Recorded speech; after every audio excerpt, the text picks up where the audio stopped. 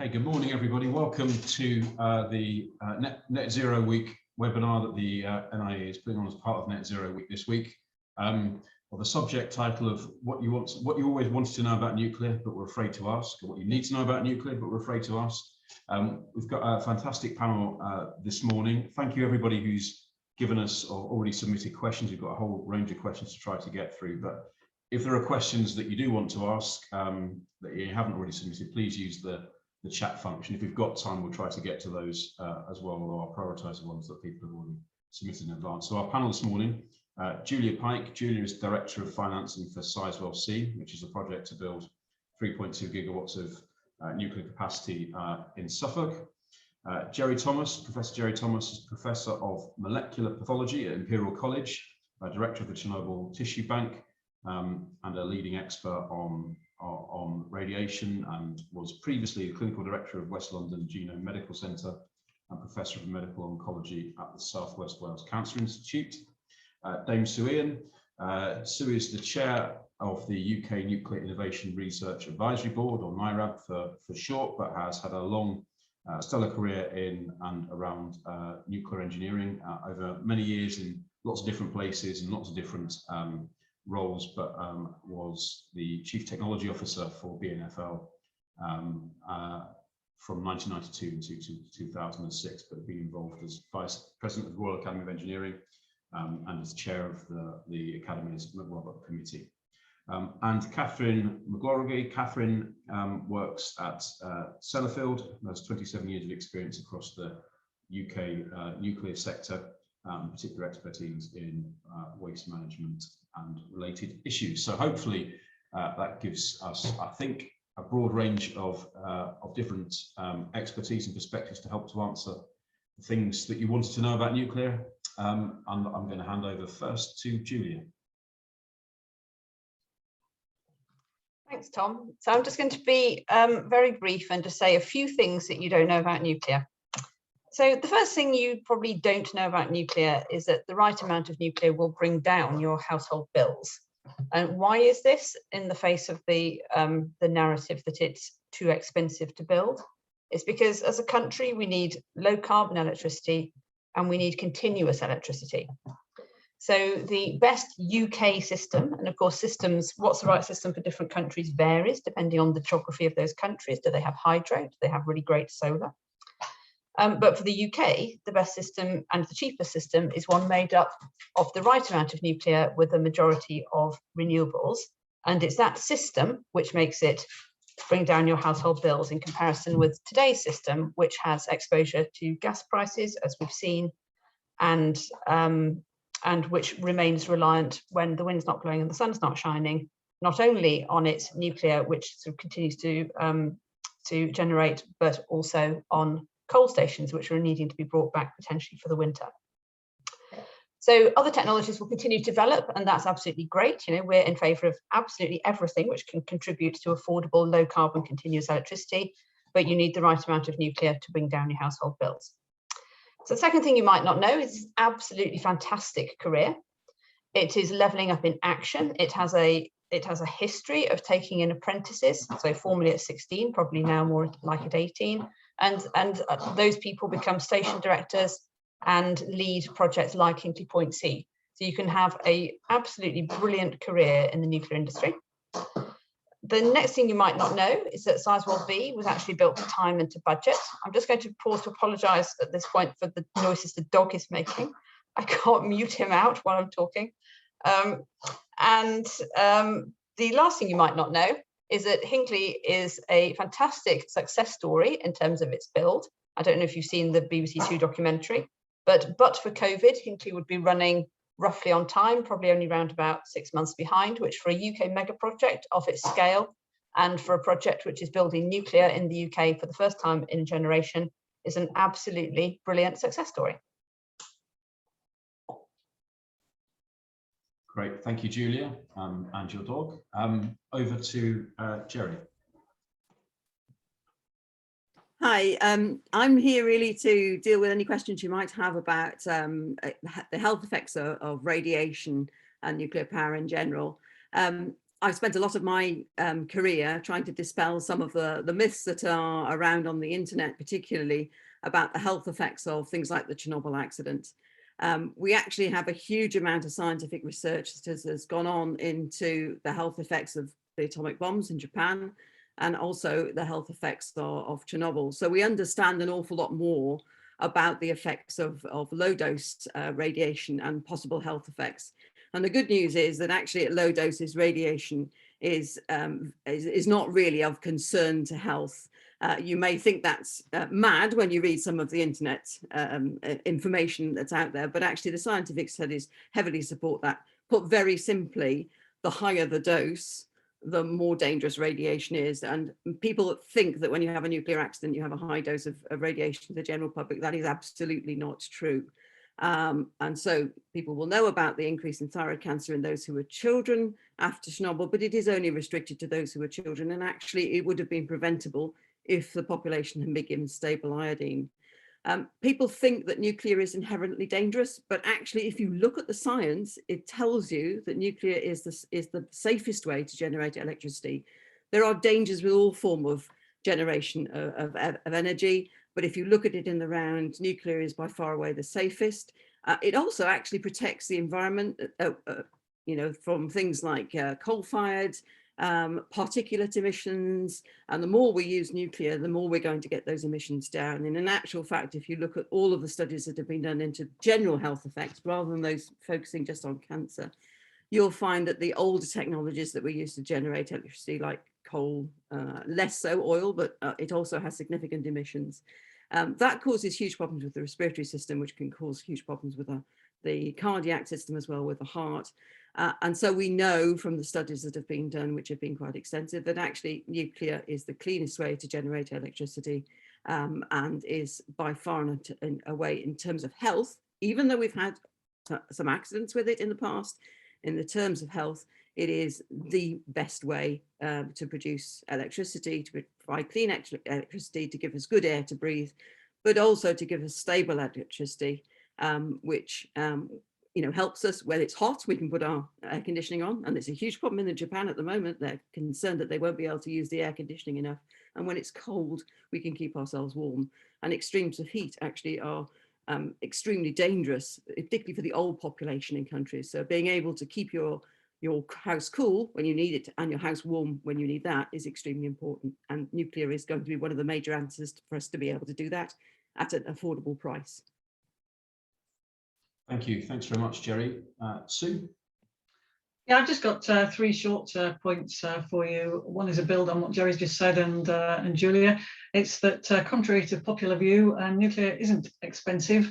It's currently the cheapest on the grid at the moment due to the investment made in our existing power stations all those years ago. But our existing power stations, most of them retire this decade, and so it's really important that we invest in their replacement so that we can have stable firm power all the time. So when the wind isn't blowing and the sun isn't shining, there is power available to power our iPads, our iPhones, and more importantly, our lives generally. So nuclear is on the grid 24 hours a day, 7 days a week, 365 days a year. So expense it is not. The second point is on the possibilities for district heat. You might not know, but other countries use the excess heat from nuclear power stations for district heating. So Switzerland, which anybody would consider a modern first world country, routinely uses the heat from their power stations to power the local, to heat the local towns. And other countries in the world are looking at doing more of that. So the possibilities to use it for not just electricity, but for district heat are there and yet to be tapped, especially when we're looking to reduce our carbon emissions from heating our homes. And the final point is sort of ancillary to what Jerry has said. The radioisotopes that are used in hospitals for diagnostics, to diagnose what you've got, and also to treat many of the cancers that we have, they're actually made in nuclear reactors. So if we didn't have nuclear reactors to make those radioisotopes, then our ability to diagnose not just cancer, but other illnesses to be able to map issues with the body, whether they be cardiovascular or other issues. We just wouldn't be able to do that. And hundreds of thousands of diagnostics of that type are made a year. And without nuclear power stations, we would not be able to generate the radioisotopes we need to both diagnose and cure illness. Thank you, Tom. That's my 3 points. Thank you very much, Sue. Catherine? Okay, hopefully I have some pictures to share with you, if it works. This is Sellafield. Sellafield has not generated power on the site for 20 years now, since Calder Hall closed after 47 years of generating. That was the first nuclear station. And this is what remains of it here, if you can see that. What we do is take the fuel and waste from other sites in the UK to enable them to continue generating. And so we're still contributing to that broader piece. As of this month, we will conclude reprocessing and the site will be entirely focused on cleanup and remediation. So a little bit of a picture effectively showing you that at every stage of the process, we produce the waste and that goes into our processes. We keep all our waste and manage it appropriately, send it to the right places.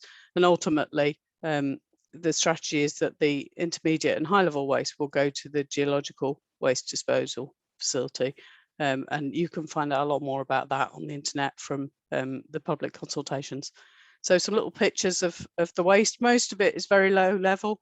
A little tiny bit is high level, and we vitrify that and keep it in canisters and look after it, and that makes heat.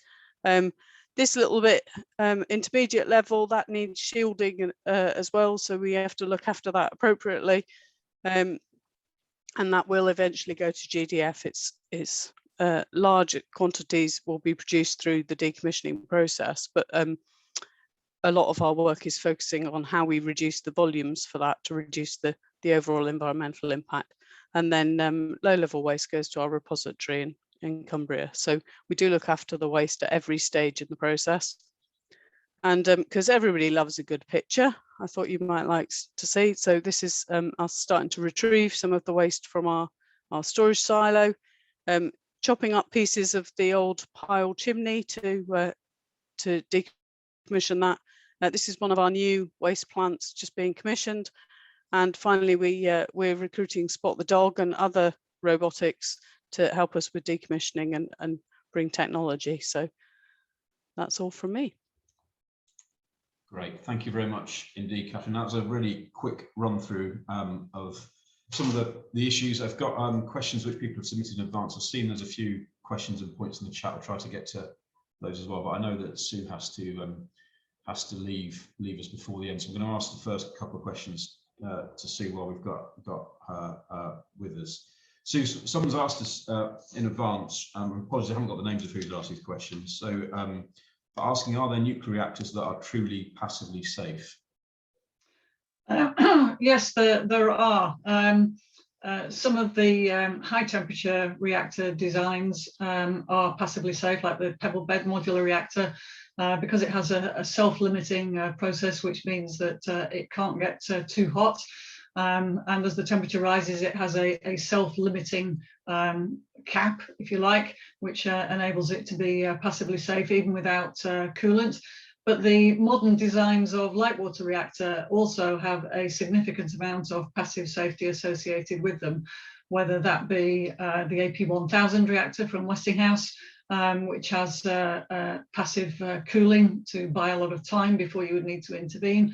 The new boiling water reactors from GE Hitachi also have a significant amount of passive safety, and the Rolls-Royce new modular reactor also has significant passive elements in the way it has been designed. For decades now, vendors have been keen to ensure that as much as possible in the way as passivity is built in, and certainly for the high temperature reactor ones, that they inherently have passive safety. Okay, thanks, Sue. Sue, there's a point which you mentioned small reactors, so I'm going to just bring it in here, and others might want to comment on it. But from Archie, just in the chat, asking about why we're not building small nuclear facilities, e.g. the same technology that powers ships and submarines. I know you're familiar with all of these issues. Do you want to just say a couple of words about that? Yeah, well, indeed. Again, Rolls-Royce, but other companies internationally as well, but particularly Rolls-Royce here in the UK has a small modular reactor design that is very attractive. It's been designed from the outset to be modular, and road transportable. So it means that pretty much everything can be built in factories before it's shipped to site to be built. So not only is it smaller and modular, it means that the speed to build is going to be much faster than anything like the big ones like Hinkley Point, which are nearly all construct on site. Now, the reason they're not being built yet is that bizarrely, we, the UK, have ceded all our energy decisions to the market. So far, the market hasn't been confident enough that the government is serious about the requirements for nuclear energy as part of its future mix. Every other nation state with nuclear energy in its mix does give some assist and confidence to its nuclear power designers and vendors to get the first ones away, and then they're competitive. So the private sector steps in, and everything after the first couple is financed by the private sector. But we need a lot more commitment here in the UK that the government is really serious about wanting nuclear energy in the mix, and to give those first couple of ones a start that will enable them to be not just good for here in the UK, but also exportable with the jobs, etc., that flow from it. Okay, thank you. I know you've only got a couple more minutes here, so just going to, sorry to other panelists, I'm just going to fire a couple of questions that are directed towards Sue before she goes. So just one that's come in just now from Lara on the chat, asking about the point you made about the cheapest energy on the grid currently being from our existing nuclear fleet. Lara's asking whether that takes account of all externalities, full life cycle, including decommissioning, etc. Yes, it does, because the reactor operators for some time now have been required to set funds aside to make sure that all waste management and decommissioning is accounted for at their end of life. So yes, it does include those costs.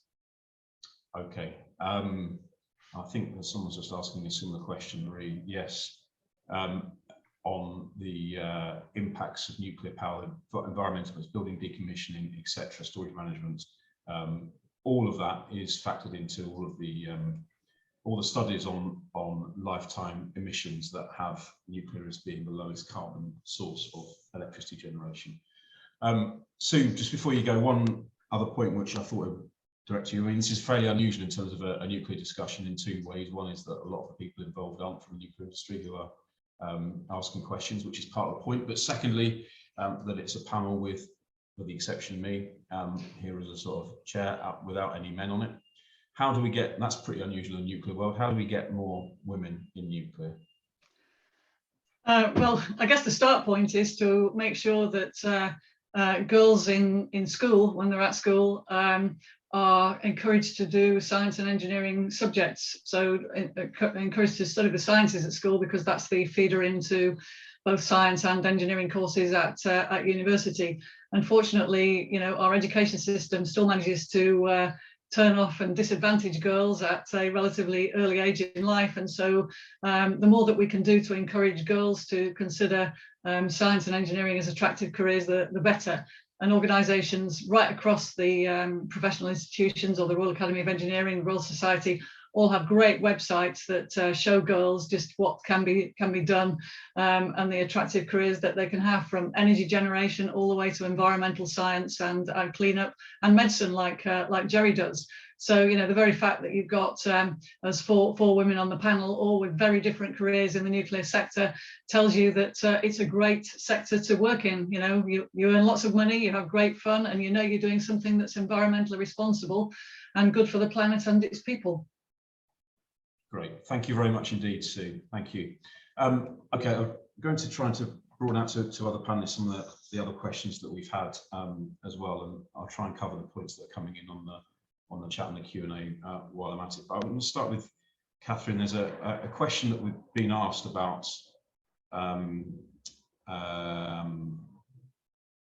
safe, sustainable ways to store nuclear waste. The question that was submitted was, has anyone managed to come up with any environmentally safe, sustainable ways to store nuclear waste? And I think I'm trying to toggle between all these different things, but I think, well, yeah, there's a question from Tim, which is sort of, I suppose, related to that point, which I'll ask you, Catherine, to start with as well, which is challenging the idea, the statement, the lowest land use of nuclear, how can that be justified when waste has to be stored for hundreds of years? And doesn't that challenge the zero carbon claim? I'll start with you, Catherine, and others might want to add in on those points. So certainly in terms of land use, the waste does have to be stored, but it's the volumes are not as huge as you might imagine. And so the picture behind me, Sellafield's about 2 miles across and 2 miles up and down, if that's the right phrase. And it's probably about a third waste plants and about 2/3 old facilities that are being decommissioned. And my guess is that will move, and the waste plant stage will probably grow to about 2/3 of that. Ultimately, most of that will then go to GDF, and we will be able to clean up the rest of the site. There was a question in the chat about spent fuel. When I say we're not reprocessing, we will still keep receiving spent fuel from our current reactors, apart from Sizewell B, which doesn't send fuel to Sellafield. It keeps it on site. So that is not a risk. Sellafield's going to be around for some time to come. So it's not an immediate concern. In terms of the long-term, safe, secure, sustainable storage, we have safe, sustainable storage now. We have a strategy, but obviously this is something that you can always do better at. And so one of the big drivers is very much about volume reduction, and we are doing a lot of work to do with sorting and segregating waste. We've got some pilots running for thermal treatments that create passively safe products that don't increase the volumes and will save on the long-term storage. And we have some active demonstrator projects to look at size reduction and decontamination. So we're doing quite a lot to try and minimize that legacy going forward. From a sustainability point of view, the other thing that's important is that all of that work also creates social impact. So for example, we've got a centre for robotics and artificial intelligence that we're working on collaboratively with industry and academia. So we're trying to make sure that the work that we're doing at Sellafield for our legacy is also creating a positive legacy for the community in the UK in that sense. I think I covered your question.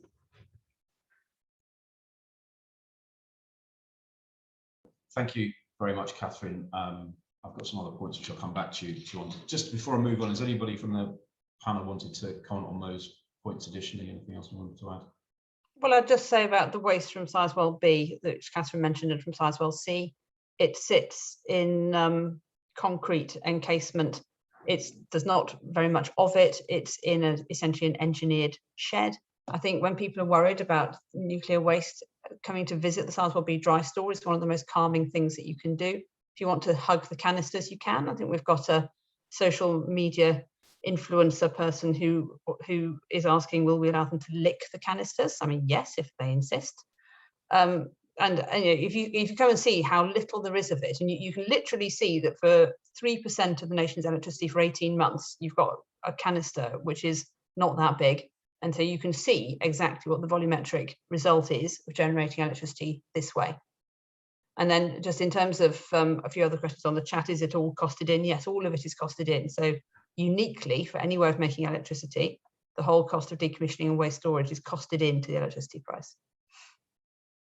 Thank you, Julia. While you've got your mic open, Julia, there was a couple of points actually that I was going to ask you about. One which is in, I think it was Jerry mentioned about trying to correct misinformation and myths on the internet. So I'll start with this one from Simon, which was, he asserts Hinkley was supposed to be cooking our turkey in 2017, source EDF. It will be at least 10 years late. The only other 2 EPRs in Europe are 12 years late, and not a single one is yet on stream. Do you want to put some context around around those familiar. So the 2017 remark comes from a comment which Vincent de Rivas, who was then running EDF in the UK, made, I think in 2007, in which he said, I think you can be all cooking your Christmas turkeys with electricity from Hinkley in 2017. If I sort of continue with the turkey analogy, the government didn't heat up the paper-based consenting oven until the end of 2016. And so had one wished to consume a turkey in 2017 using that particular oven, it would have been quite raw. If Hinkley is not 10 years late, Hinkley didn't start building until late 2016. It's actually running on time. What took an awful long time is the paper-based process of both consenting and sorting out things like the contract for difference and basically getting it going from the paper-based process. So with Sizewell, we think we'll have roughly halved that time, and we very much hope that for future nuclear, it can get quicker again. But nuclear isn't just about the developer; it's about the whole system in the UK. It's about the government, it's about the regulators, it's about the councils in the county where we apply for consent. It's about getting the whole system to work more quickly. And coming back to Archie's question, why build reactors like Hinkley? I think we got generic design approval to build the UK EPR, so it's the only form of technology in the UK, nuclear technology, which has a detailed, buildable UK regulatorily approved design. It takes a long time to achieve. So other designs absolutely will come along. I myself am a non-exec on a small nuclear company. I'm personally in favour of all nuclear. I'm very much in favour of smaller, passively safe designs. However, the fact is it takes a long time to get a detailed, buildable design. We have one for Hinkley, and that's why we're going to copy it for Sizewell. It is literally the only thing we can start building in the UK in the next few years. Okay, and another point of question that's from Tim asking, saying that respond to your statement about more nuclear reducing the cost of energy in terms of the things that people wouldn't know about nuclear, your electricity bills. Tim's asking, does that mean the current energy costs will go down the more nuclear energy is generated? Electricity bills and household bills, so of course the cost of electricity to industry is also part of everybody's household bills. So household bills come down when you have the right energy mix. So it's not that building an entirely nuclear system is our goal. It absolutely isn't. We're going to have a system which is predominantly renewables with the right amount of nuclear. And the point is that the right amount of nuclear, providing sort of stable baseload, to essentially prevents us having to build extremely expensive storage to cope with wind lulls, which can last for periods like 2 to 3 weeks. So it's not that we're advocating let's go 100% nuclear. Absolutely not. We are advocating a system in which renewables are predominant, but you have the right amount of nuclear, and that's what brings down your costs. Great, thank you. Jerry, can I turn to you? You talked in your sort of opening remarks about nuclear power and perception and people's perceptions. I mean, the question we had, I think you sort of answered, but I'm going to ask it anyway in case you want to add anything to what you said before, which was, should we worry about nuclear power and radiation? And maybe I'll add a second part to it. Why do you think people do worry about nuclear power and radiation? I think radiation is one of those things that presses all your fear points. You can't smell it, you can't taste it, you can't feel it, and you can't see it. And so people are naturally more scared of things like that. There's certain parallels to the pandemic you can bring. People were very scared that you didn't know where that virus was, so you could be exposed at any time. But one of the major things that people sort of don't understand is that you were exposed to radiation all the time. We live on a radioactive planet. The things that we use to generate electricity from uranium and things like that actually exist in the earth, and they are giving off radiation all the time. There's radiation in the food that you drink, and there's radiation in your food and drink. And there's radiation, for example, when you fly, you're exposed to cosmic radiation. And I think people tend to think that when we talk about radiation, it's something man-made. It's not. It's inherently natural. We're a species that's lived with radiation throughout our time on Earth, and we will continue to do that. You can't avoid it. But the key thing is understanding doses of radiation. And I think a lot of people were concerned when you have accidents like in Chernobyl, that actually people are receiving very high levels of radiation.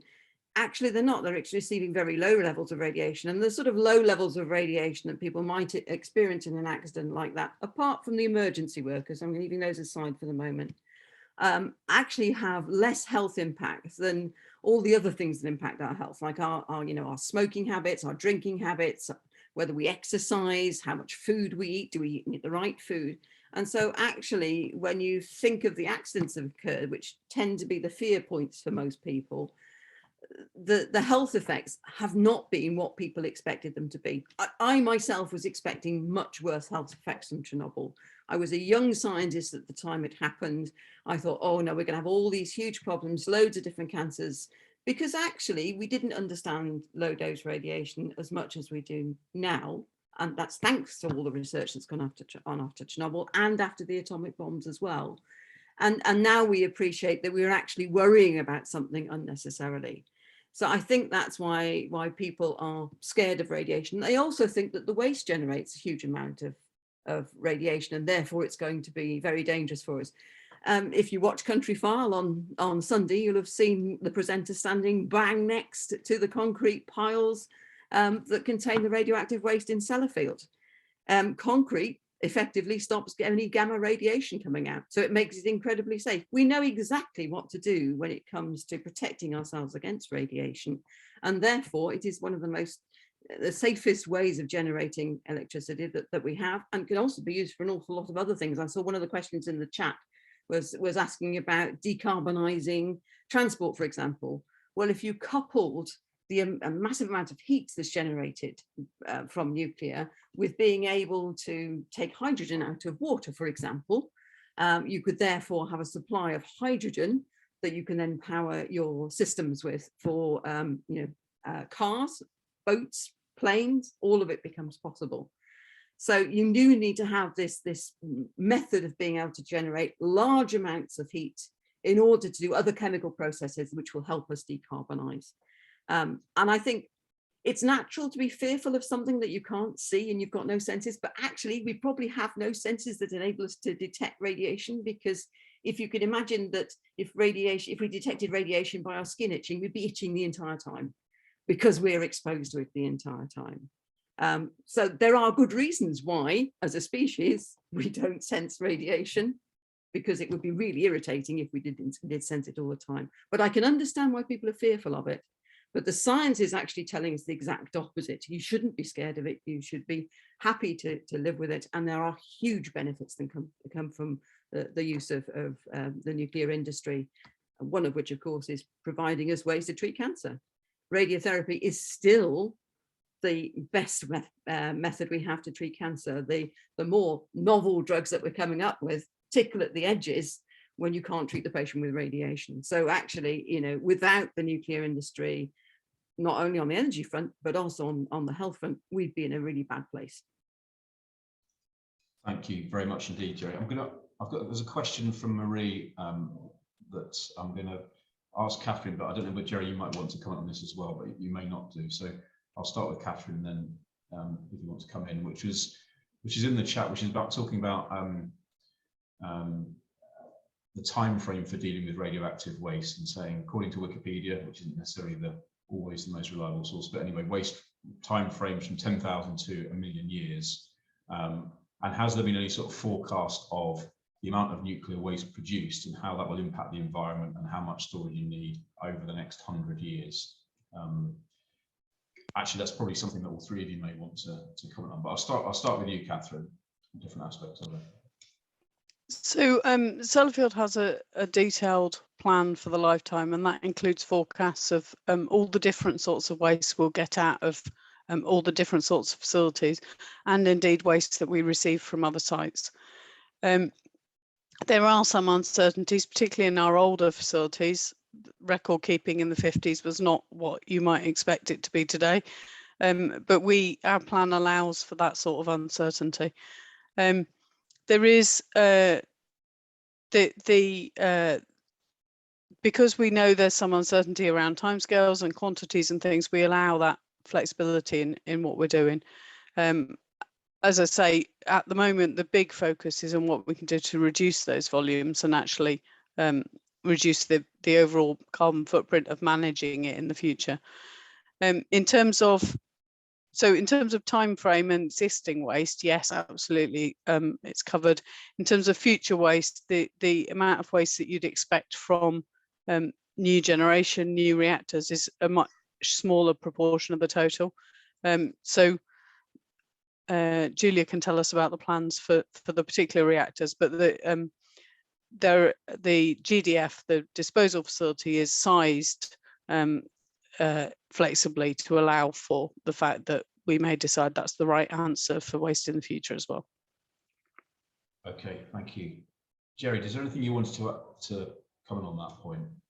Yeah, I mean, people are worried about the length of time that it takes for the radioactivity to completely disappear. When you look at the graph, it's actually a logarithmic graph. And so an awful lot of the radiation has actually gone within the first 100 years of storage. You're then left with the very long-lived elements, you know, that are in the earth naturally, an awful lot of them.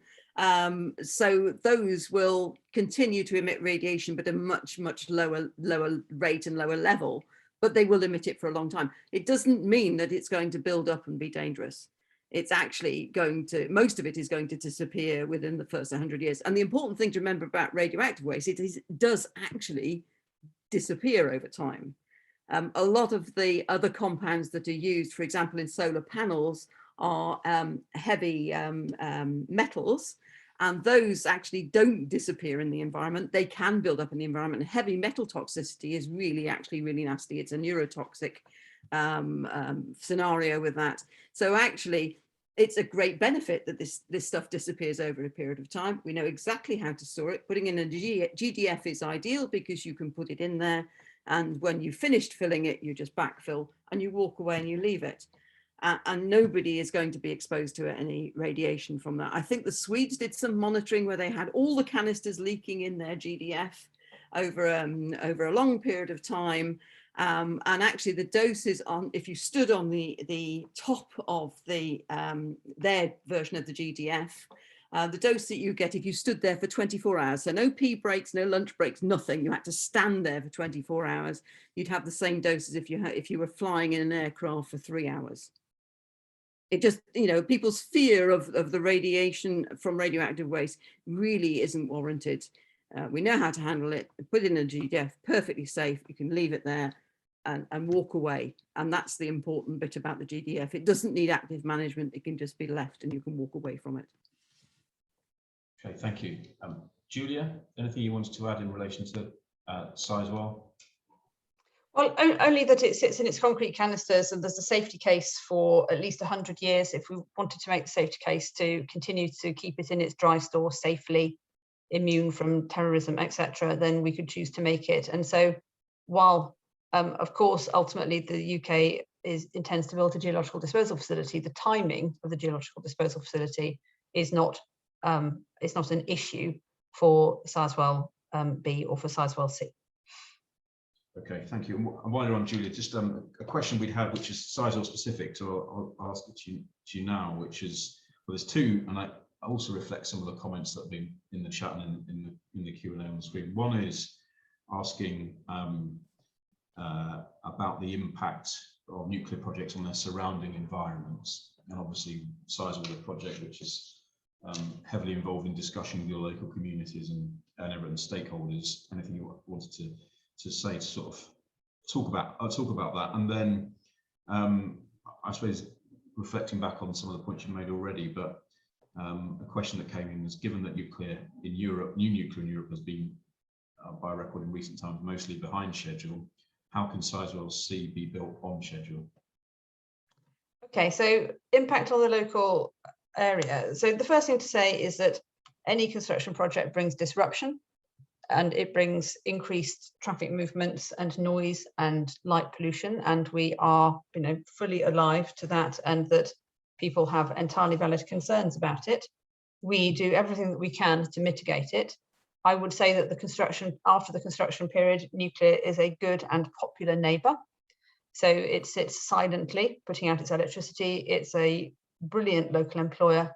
and it does a lot for the local area in terms of support. So for Sizewell C, we started developing land at Oldhurst Farm, which used to be a sort of monocultural, very, very large onion field, and now it's a reedbed habitat, and it's developed to the point where it's going to apply for designation as a site of special scientific interest in itself. So we are careful stewards of the land around us. There was a really nice series of photos, I think it was in the Telegraph a couple of years ago, a sort of unexpected places of beauty in Britain, and I think there were a lot of nuclear power station sites featured within that, like Dungeness, where nuclear generation has maintained that shingle beach for years. So, you know, we are very good stewards of our land. In terms of confidence in building of Sizewell, I'm going to use the analogy of a car. So a pressurized water reactor, there are 300 plus around the world. They have great availability of over 91%. The essential technology is the same for pressurized water reactors. It's like a car engine, sort of differs between Audi and Mercedes, but it's basically the same thing. And so with the UK EPR in Olkiluoto, Flamanville, Hinckley and Sizewell, it's the same essential technology. It's the same car engine, and it's a very similar car engine to the other pressurized water reactors around the world. What's different about them, and what has taken a long time, and you know, too long in the other projects, has been the making of country specific of what I would describe as being the car body.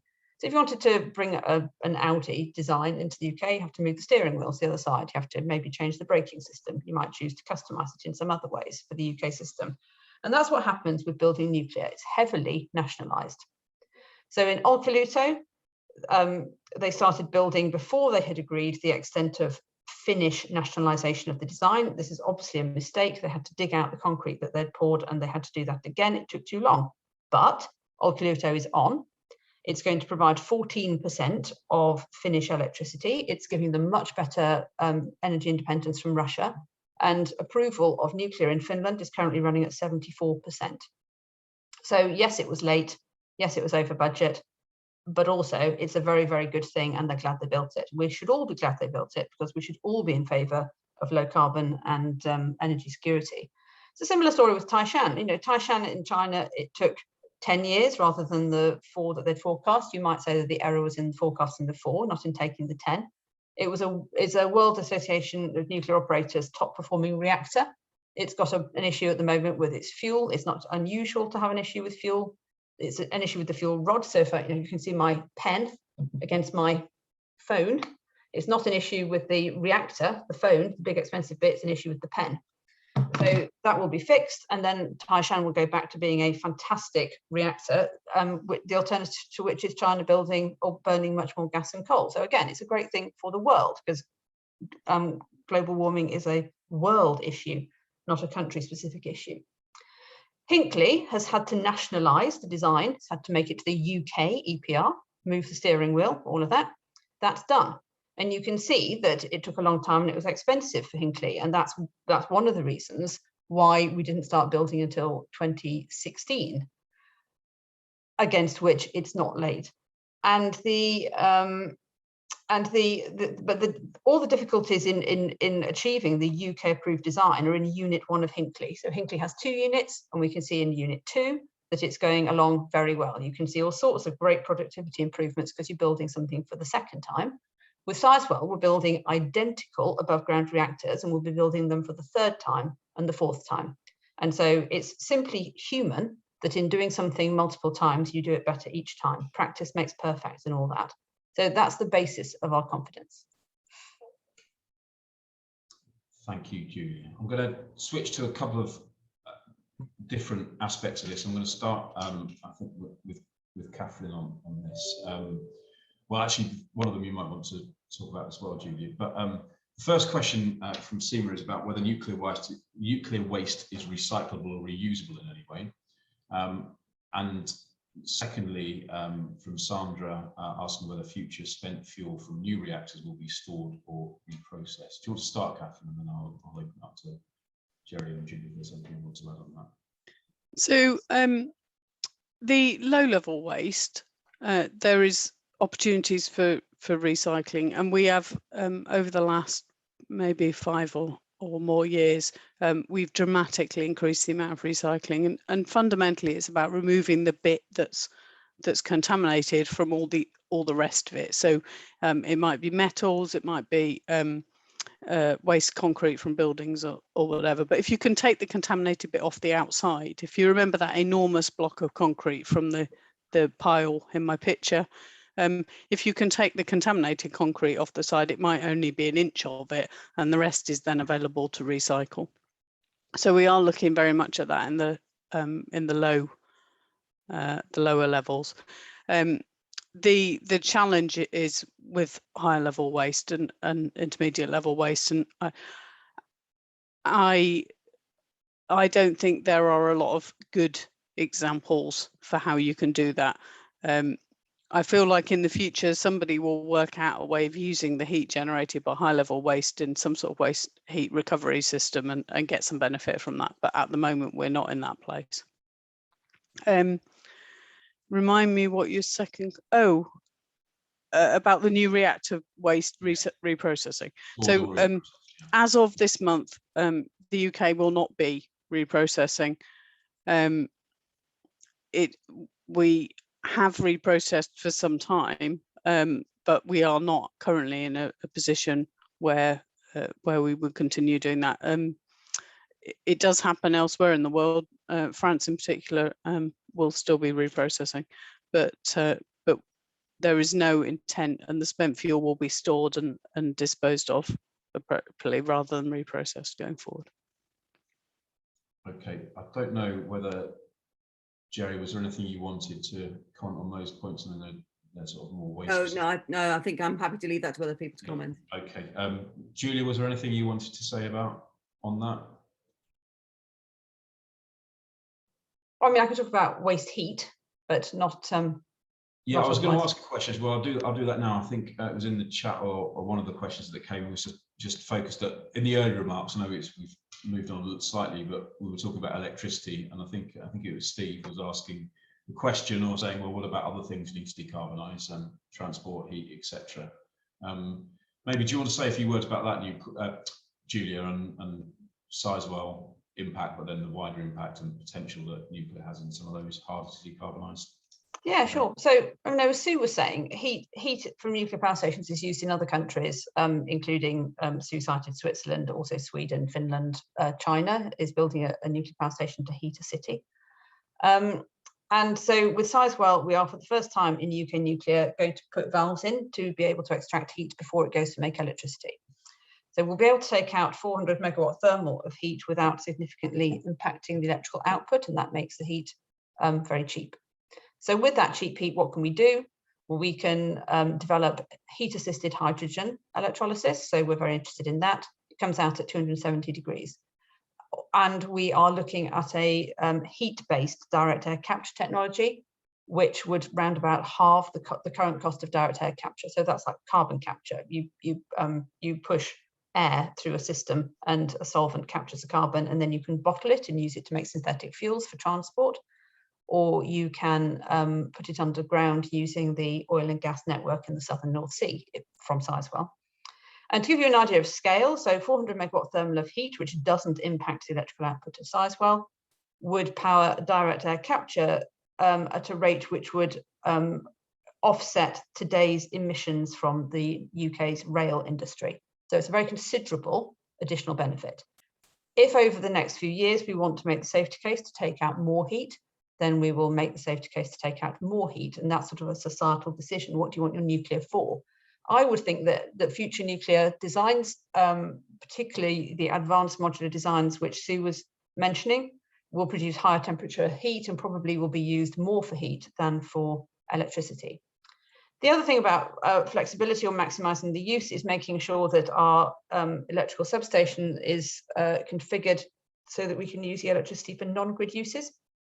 So it's an ideal place to combine with the renewables industry to make hydrogen. So if you're a hydrogen producer, then what you want is continuous low carbon electricity, and you want to take advantage of the economics which prevail from time to time. So brilliant to take the electricity from the offshore wind, of which there is a lot off the coast of Suffolk, but great to have that backed up with the continuous electricity of nuclear flexing according to whether or not the grid needs electricity and pricing considerations. So that's what we can do with Sizewell. And then, of course, you're quite right that, you know, decarbonising is about many more things than the electricity grid. We've talked about heat. For transport, there are people looking at, obviously, hydrogen vehicles. Of course, to have electric vehicles, you need electricity. And to make synthetic fuels, you need a source of, for example, carbon. People are looking at, you know, can ships run on ammonia? People are looking actually at, can you have sort of small nuclear powered ships in the way that we've had nuclear powered subs? There are all sorts of exciting ideas, and whether or not the technology choice of the future is directly nuclear or is a product that nuclear produces, being heat or electricity. You know, nuclear has an important role in the future mix alongside all of the other technologies which are developing to decarbonise. Great, thank you. Thanks very much, Julia.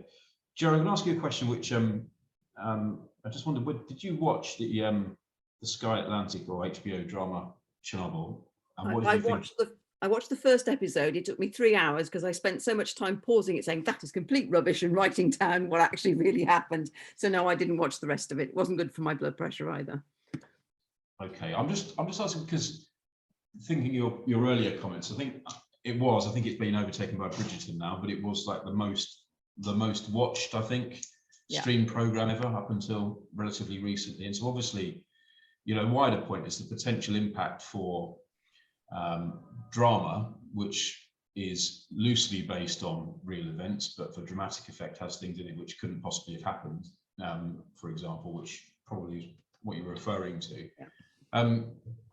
You know, how significant do you think those things are in people's, you know, wider perception, given what you were saying earlier about, you know? It's really interesting. We were discussing before we came on air. You know, I talk to a lot of journalists who actually are really keen to understand the science and really need people to go and talk to that they can talk to about the science. And then very often they've done a really good report, which is very well balanced, and all of a sudden the introduction comes, which has been written by an editor, which gives you completely the opposite viewpoint. You know, for example, you know, hundreds of thousands died as a result of Chernobyl, that sort of statement, before you go into a piece saying, actually, look at all the wildlife around Chernobyl. Really and truly, radiation isn't as harmful as people think, even in areas where it's not been cleared up that much. So that we have a problem with that. I mean, HBO is a brilliant drama, and actually the producer who made it is actually pro-nuclear, believe it or not. The problem is that we do love conspiracy theories, and because people, you know, there isn't so much out there that's intelligible for the general public about the science of radiation. It's very easy to put forward ideas and myths, and also the imagery that's used in a lot of these, you know, people watching the Chernobyl plant from the bridge, and therefore the inference is that all of them had radiation poisoning. Actually, you know, it couldn't be further from the truth. Yeah, loads of people did watch it because it was very dramatic when it was happening. It was a warm night, people had their windows open, and so they were watching it. But actually the people who were exposed as a result of being very close to the plant over a period of 25 years got the equivalent dose of about 1 CT scan, which isn't what you would believe from the imagery that you saw. There is a slight caveat to those, and those who were children who had a large amount of radioiodine exposure. Of course, we know there was an important effect on the increase of thyroid cancer, which is treatable. Only 1% of people who get thyroid cancer, thanks to treating with high doses of radiation, of radioiodine. Actually, only 1% of people are likely to die of their disease. Again, another of those confusing things about radiation, that ironically, a cancer that is caused by exposure to radiation can also be treated by a different dose of the same element that caused the cancer. Radiation is very, very complex and very confusing. So that makes it a really good source of drama that you can produce from it. The guy who's actually there, who treated the people who had been exposed to the high doses from working as firemen and emergency responders, actually produced a really good series of statements in Cancer Letters. Now, unless you happen to be an academic who's got access to these things on the media, on the internet, you'd never have found it. But he was actually there, and he spent most of his time going through each episode and actually pointing out all the things that were incorrect and putting what actually really happened and why it happened into his response. I think they are now freely available. So you look up Robert Gale and Cancer Letters and see what he said about actually being there treating those patients. And you will get a completely different scenario from the HBO drama. And it was a drama. Don't ever think that these things are factual. They're not. They have a basis in fact, but actually the drama is what will make it into a really good program. But we do have an image problem with radiation, and it is very difficult to get information, scientific information over to the public. One of the reasons is, of course, that it takes a long while for us to do scientific studies. If you're looking at for example, the way that something is likely to cause cancer in a population, you need to conduct studies that are 30, 40, 50 years in duration before you get a really full picture. And scientists won't comment until they've got that really full picture. Unfortunately, there are other people in the general public who don't need the evidence before you make up your mind. And so we're constantly on the back foot because we have had to wait until we had all the data from the scientific studies that were conducted after the atomic bombs and also after Chernobyl and now after Fukushima to be able to tell you the truth, to tell you what the evidence really says.